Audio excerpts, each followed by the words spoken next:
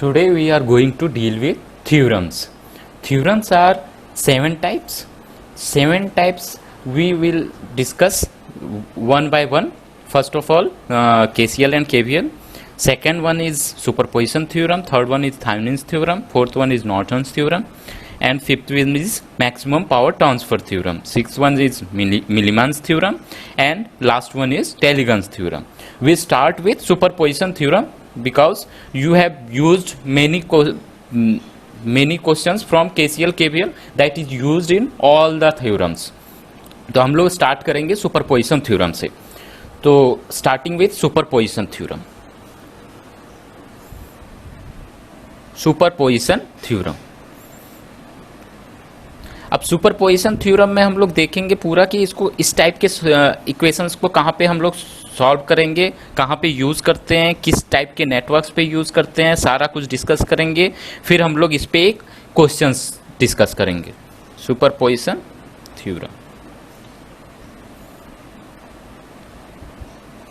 Okay, here name suggest that superposition means superimposing multiple sources. I write out this one. Superimposing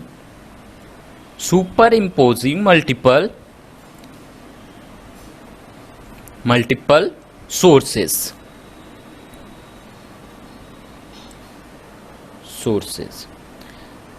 इसको हम लोग फिर से बोल सकते हैं, ये a single network has multiple supplies and it can have multiple energy sources. इसको और अच्छे से बोल सकते हैं, in case of multiple sources the total responses is the sum of responses of all the sources. इस टाइप से भी बोल सकते हैं, क्योंकि सुपरपोजिशन मीन्स होता है कि यहाँ पे बहुत सारे सोर्सेज हैं और उन सोर्सेज का रिस्पॉन्स जो होगा सारे को जब हम लोग ऐड करेंगे एट लास्ट, तो उस टाइम पे जो आउटपुट आएगा मीन्स आउटपुट रिस्पॉन्स आएगा, उसी को हम लोग सुपरपोजिशन बोलते हैं. तो अगर हम इसको इक्वेशन के फॉर्म में लिखना चाहें तो इक्वेशन के फॉर्म में हम लोग लिख सकते हैं कि अगर इसको इक्वेशन के फॉर्म में लिखना चाहे तो हम लोग लिख सकते हैं output response yt equal to summation of all the sources present in the circuit. Means n means number of sources of response of individual sources. Means n equal to number of sources. अब हम लोग इस पे देखेंगे कि ये किस type के सर्किट्स पे एप्लीकेबल होता है. तो हम लोग देखते हैं कि किस टाइप में सर्किट में एप्लीकेबल होगा. सर्किट जो होगा या नेटवर्क जो होगा वो नेटवर्क लीनियर होना चाहिए. सेकेंड, एक्टिव होना चाहिए. एंड बाइलेटरल नेटवर्क होना चाहिए. अब ये सब चीजें हम लोग को पहले देखना पड़ेगा कि नेटवर्क ये इस टाइप का एक्टिव है कि नहीं है, लीनियर है कि नहीं है. इस टाइप का चेक करने के बाद हम लोग देखेंगे अगर नेटवर्क लीनियर होता है, एक्टिव होता है, बाइलेटरल होता है, तो हम लोग उस टाइप के नेटवर्क में सुपरपोजिशन थ्योरम एप्लीकेबल कर सकते हैं और फिर उसको फाइंड आउट कर सकते हैं. तो पहले हम लोग देखते हैं कि हम लोग किस टाइप के सर्किट को एग्जांपल लेके कि किस टाइप को हम लोग बोल सकते हैं कि ये लीनियर है कि एक्टिव है कि नॉन एक्टिव है. तो सबसे पहला होता है कि लीनियर के लिए हम लोग को चेक करना होगा कि होमोजेनिटी प्रिंसिपल होता है, होमोजेनिटी प्रिंसिपल को सेटिस्फाई कर रहा है कि नहीं कर रहा है. अगर होमोजेनिटी प्रिंसिपल को सेटिस्फाई करेगा तो हम लोग बोल सकते हैं कि this is applicable for superposition theorem. This circuit is applicable for superposition theorem. अब हम लोग होमोजेनिटी प्रिंसिपल जो होता है उसको हम लोग बाद में फिर से देखेंगे नेक्स्ट क्लास पे. तो अब हम लोग देखते हैं कि किस टाइप के सर्किट के लिए क्या हो सकता है. अब एक एग्जांपल लेते हैं हम लोग, जैसे डायोड लेते हैं. डायोड किस टाइप का सर्किट हो सकता है, ये बाइलेटरल है कि नहीं है, कि यूनिलेटरल है. तो ये चेक करने के लिए हम लोग देखते हैं कि डायोड जो होता है अगर इसका कनेक्शन हम लोग देखते हैं तो ये पॉजिटिव नेगेटिव इसको कनेक्ट करते हैं, एक पॉजिटिव से एक नेगेटिव से. तो इस टाइप से जब कनेक्टेड होता है तो उस टाइम पे क्या होता है कि ये सर्किट में आउटपुट करंट फ्लो होता है, यहाँ पे करंट फ्लो होता है, मीन्स ये सर्किट क्या हो जाता है, short circuit, means output is flowing, current is flowing in the circuit. अब जब यही सर्किट डिफरेंस होता है, अगर हम उसको उल्टे से जोड़ देते हैं, मीन्स वोल्टेज का डायरेक्शन चेंज कर देते हैं, तो वो हो जाता है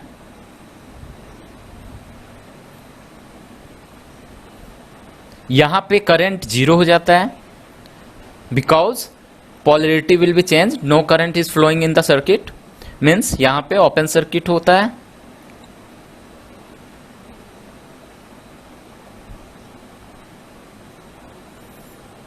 अब यहां पे क्या है कि ये वन डायरेक्शनल है, मीन्स बोथ डायरेक्शनल नहीं है, तो वन डायरेक्शनल है, तो इसीलिए ये यूनिलैटरल हो गया, यूनिलैटरल सर्किट। तो यूनिलैटरल सर्किट में ये एप्लीकेबल नहीं होता है, मीन्स अगर डायोड है सर्किट में तो वहां पे हमारा एप्लीकेबल नहीं होगा superposition theorem, because diode is unilateral network element, unilateral element.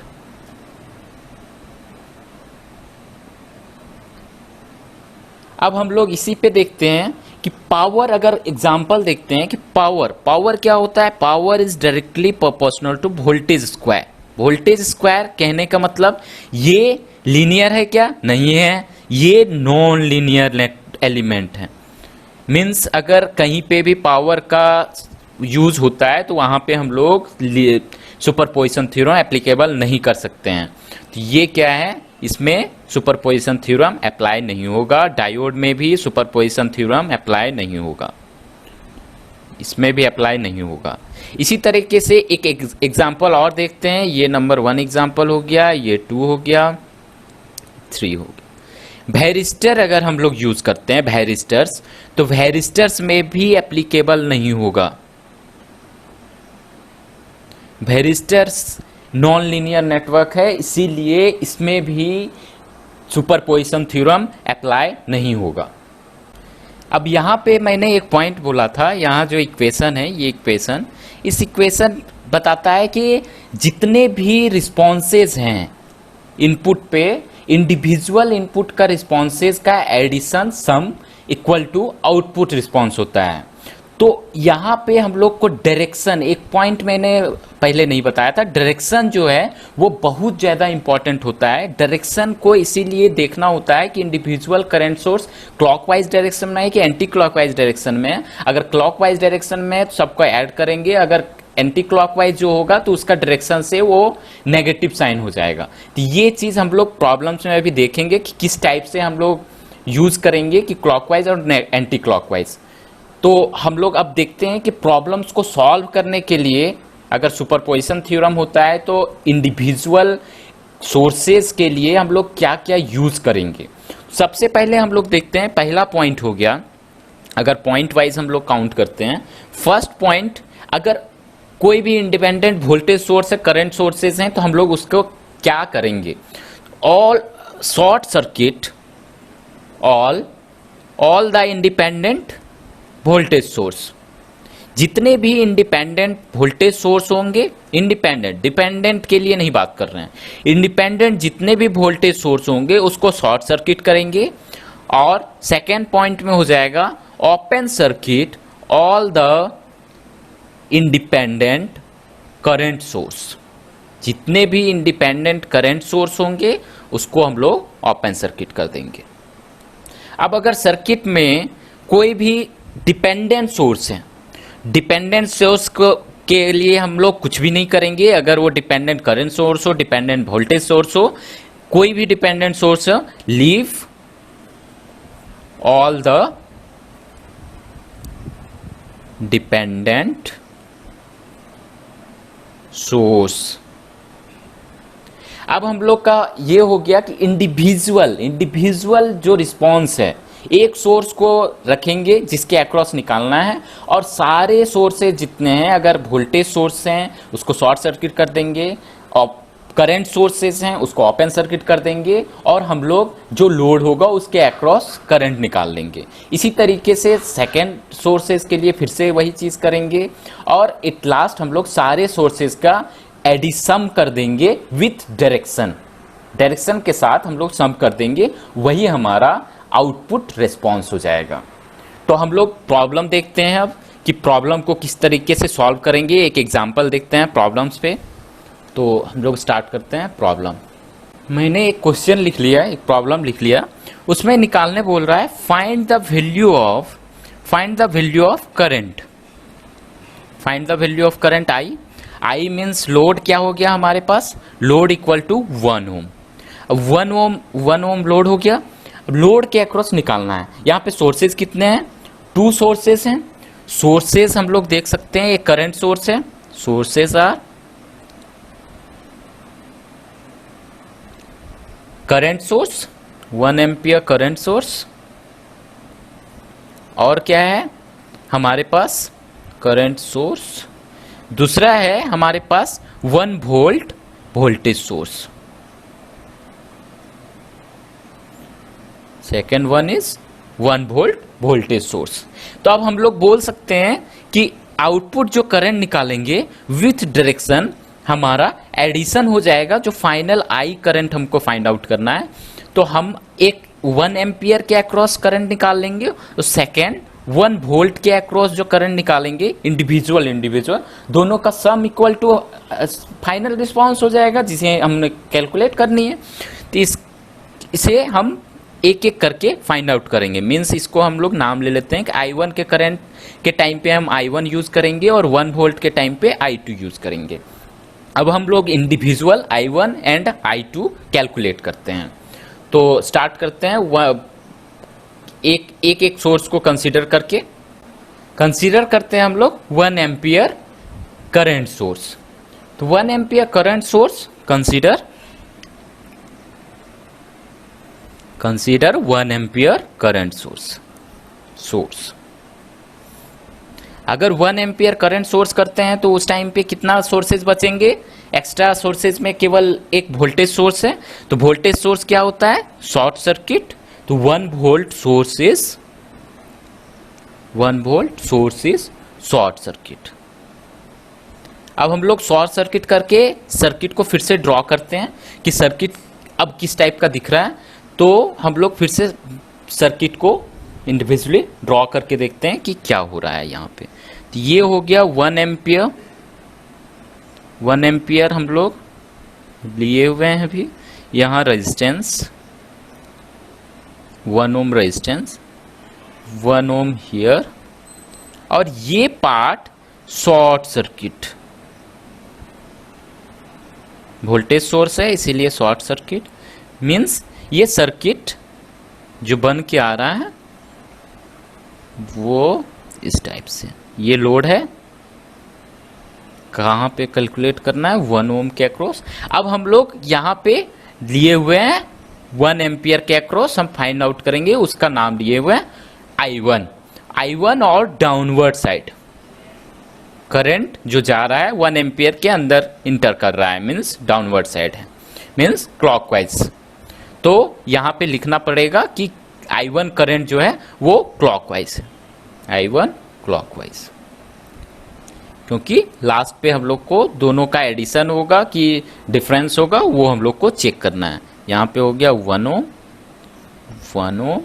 1 ampere 1 ohm, this is I1। अब सर्किट को हम थोड़ा सा और सिंप्लीफाई करते हैं, क्योंकि सर्किट को जितना ज़्यादा से ज़्यादा सिंप्लीफाई करोगे उतना ज़्यादा सर्किट को फिर से कुछ KVL KCL और आउटपुट रिस्पांस निकालने के लिए उतनी आसानी होती है। तो हम लोग फिर से देखते हैं, ये पॉइंट और ये पॉइंट, बोथ पॉइंट्स आर, इस दोनों के बीच में कोई भी एलिमेंट नहीं है। अगर कोई भी एलिमेंट नहीं है मतलब सिंपल वायर है, मीन्स इस वायर को हम लोग यहाँ पे प्लेस कर सकते हैं, या फिर इस वायर को उठा के यहाँ पे प्लेस कर सकते हैं। तो हम क्या करेंगे इस पॉइंट को, पॉइंट अगर हम रख देते हैं पॉइंट ए और ये पॉइंट को बी ले लेते हैं, means a point A equal to point B है, point A equal to point B, means point A को हम लोग बी के ऊपर मर्ज कर देते हैं। अब देखते हैं कि सर्किट कैसा फॉर्म होता है। सर्किट हो गया यहाँ पे 1 एम्पियर, यहाँ रेजिस्टेंस होगा। अब पॉइंट ए जो है, सॉरी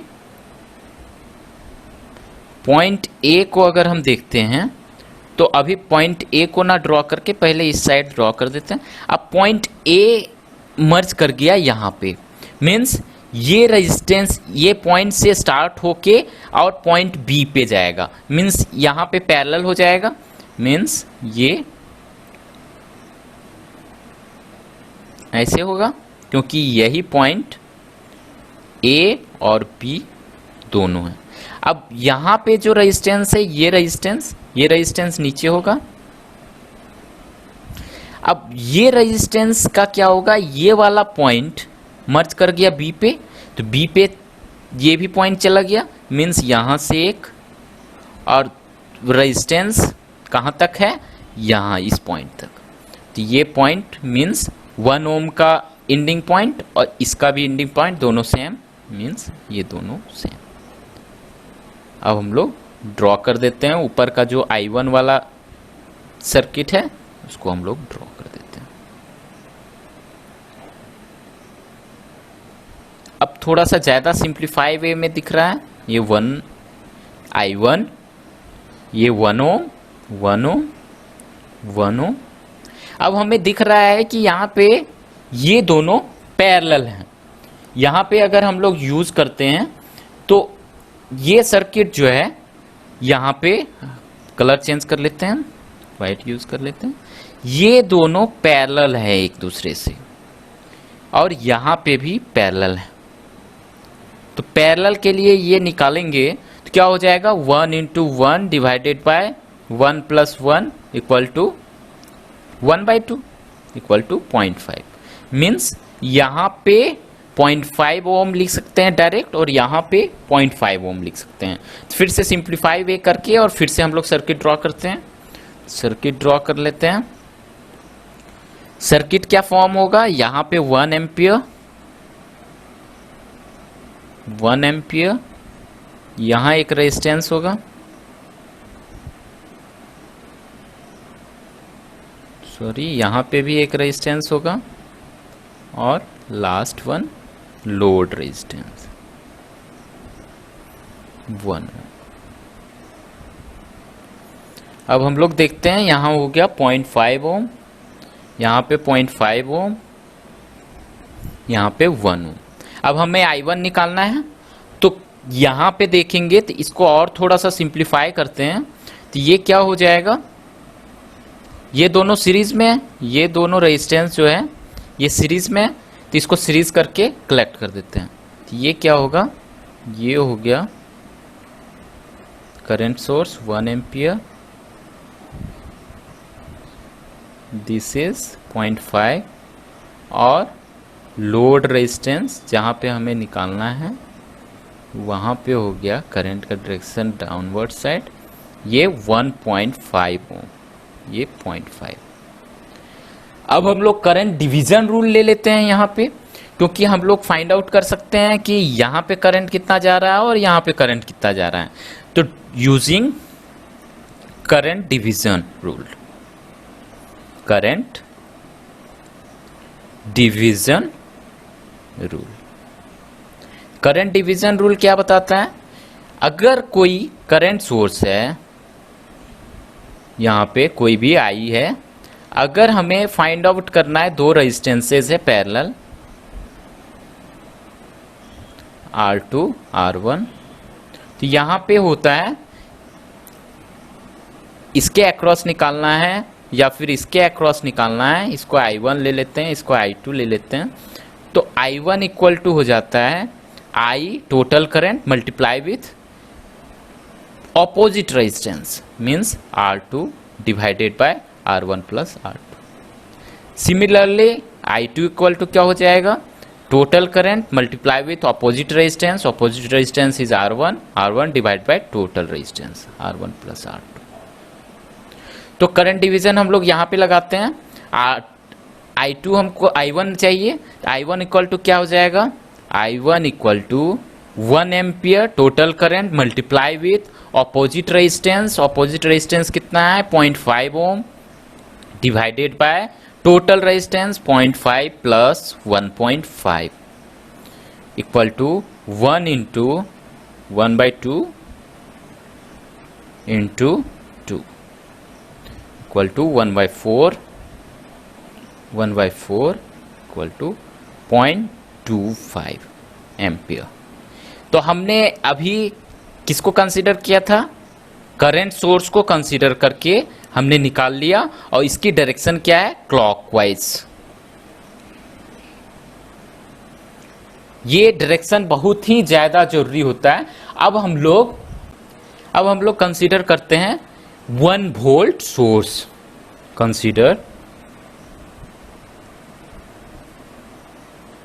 1 वोल्ट सोर्स। अब हम लोग 1 वोल्ट सोर्स कंसीडर कर रहे हैं, तो वहां पे तो 1 volt current source, 1 volt voltage source ही ओनली था, एक 1 एम्पियर, यहाँ पे 1 एम्पियर था और एक 1 वोल्ट था। तो हमने 1 एम्पियर जब कंसीडर किया था तो उस टाइम पे 1 volt source is short circuit because voltage source था। अब हमारा पास है 1 एम्पियर करंट सोर्स, तो 1 एम्पियर करंट सोर्स क्या हो जाएगा, 1 ampere current source is open circuit, source is open circuit. अब हम लोग फिर से ओपन सर्किट करने के बाद सर्किट को फिर से ड्रॉ कर लेते हैं। सर्किट को ड्रॉ करते हैं, यहां पे एक रेजिस्टेंस, यहां एक resistance minus plus 1 volt, 1 ohm resistance था सारा, 1 ओम 1 ओम रेजिस्टेंस। अब यहां पे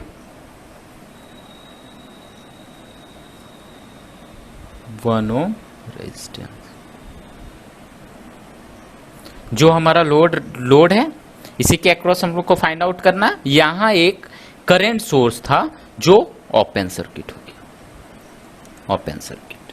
तो अब हम लोग को इसको और सिंप्लीफाई करना है कि किस टाइप से सर्किट बन रहा है, क्या बन रहा है। और हमने जो लिखा था कि 1 एम्पियर के अक्रॉस तो I1 चूज किया था, 1 वोल्ट के अक्रॉस I2।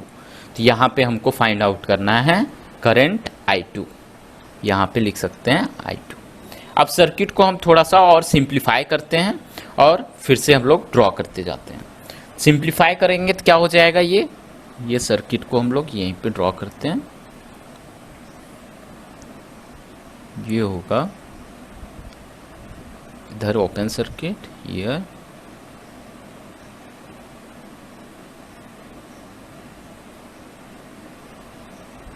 हो गया ऊपर से एक रेजिस्टेंस जिसमें करंट हो रहा है I2, दिस इज I2। 1 ओम, यहाँ पे एक वोल्टेज सोर्स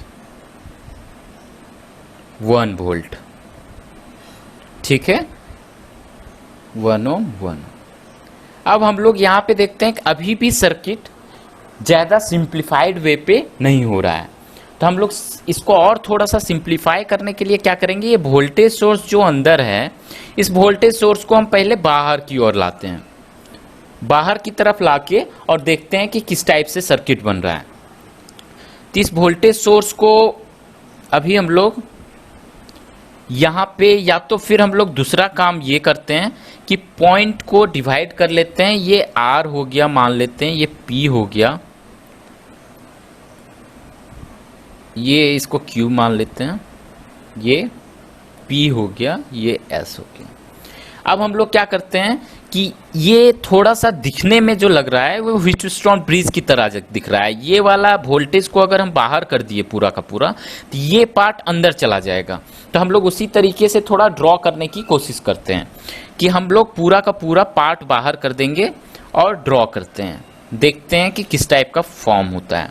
ये देखो हमने P ड्रॉ कर दिया, यहाँ पे P, यहाँ पे Q, और वोल्टेज को एकदम से बाहर कर दिया, पूरा सर्किट से बाहर। ये हो गया voltage, means minus plus 1 volt, 1 volt. अब हम लोग P और Q के बीच में क्या है, P और Q के बीच में वोल्टेज सोर्स था तो हमने ड्रॉ कर दिया। अब P और S और R भी लेना पड़ेगा, तो R हम यहाँ पे पॉइंट ले लेते हैं, R यहाँ पे एक पॉइंट ले लेते हैं S। तो अब P और S के बीच में क्या है, 1 ओम रेजिस्टेंस है, तो 1 ओम रेजिस्टेंस हम लोग यहाँ पे दिखा देते हैं, 1 ओम रेजिस्टेंस। अब इसी तरीके से S और Q के बीच में क्या है, S और Q के बीच में एक रेजिस्टेंस है, हमने ड्रॉ कर दिया। अब सेम चीज P और R के बीच में क्या है, एक रेजिस्टेंस है 1 ओम, हमने ड्रॉ कर दिया। अब R और Q के बीच में क्या है, एक रेजिस्टेंस है, उसको भी हमने। अब हमें दिखने लग गया कि ये व्हीटस्टोन ब्रिज ही है। पहले तो कंफ्यूजन था, लेकिन अब दिख रहा है कि पूरा का पूरा ये व्हीटस्टोन ब्रिज की तरह दिख रहा है। अब R और S के बीच में क्या है, 1 ओम है, जो हमें फाइंड आउट करना है। ये R और S पॉइंट के बीच में एक रेजिस्टेंस है जिसकी वैल्यू 1 ओम है, और ये लोड रेजिस्टेंस है, उसी को हम लोग को फाइंड आउट करना है जो I2 है। अब हम लोग जानते हैं कि कोई भी व्हीटस्टोन ब्रिज है, ये तो पक्का चल गया कि ये व्हीटस्टोन ब्रिज है, व्हीटस्टोन ब्रिज। अब व्हीटस्टोन ब्रिज जब हो जाता है तो हम लोग चेक करते हैं कि दिस रेजिस्टेंस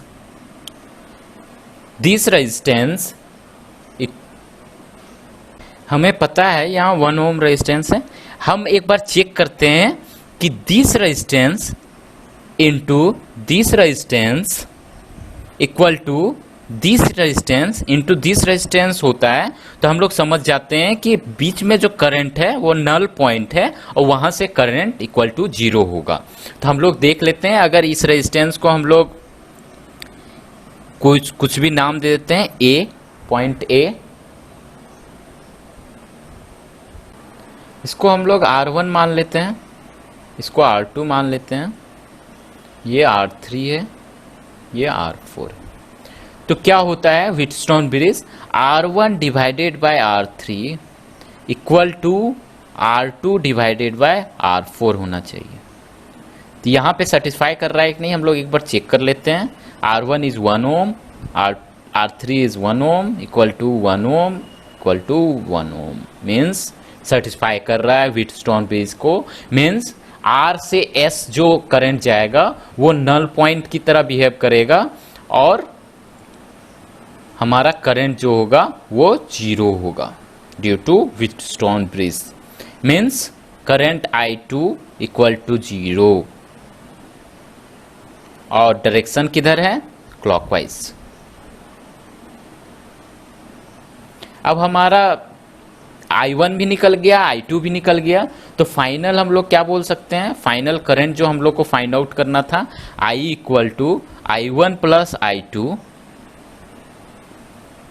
और I1 कितना फाइंड आउट हुआ है, हमारा I1 है 0.25 एम्पियर क्लॉकवाइज, 0.25 एम्पियर क्लॉकवाइज, और I2 जो है वो भी क्लॉकवाइज है।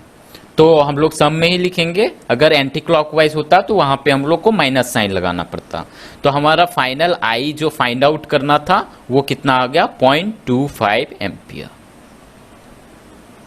अब हम लोग एक एग्जांपल लेके सुपरपोजिशन थ्योरम कैसे फाइंड आउट करते हैं, किस टाइप के सर्किट में यूज होता है, ये सारा चीज हम लोग देख लिए, और किस पैरामीटर्स को हम लोग एक सोर्स को कंसीडर करेंगे, दूसरा नहीं यूज करेंगे, ये सारा चीज हम लोग देखा।